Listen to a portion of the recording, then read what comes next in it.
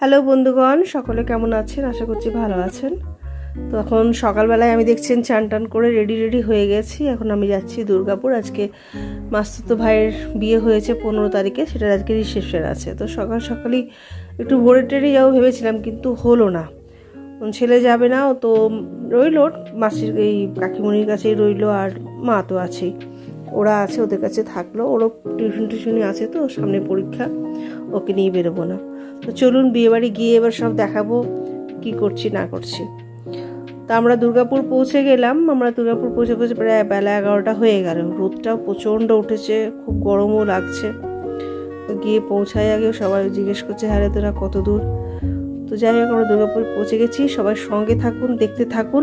বিয়েবাড়ি সংক্রান্ত সব ভিডিও এর পরে আপনারা পাবেন বড় ভিডিওতে। এখন এই পর্যন্তই রাখছি। অনেক অনেক ধন্যবাদ সকলকে। বাই বাই, ভালো থাকুন।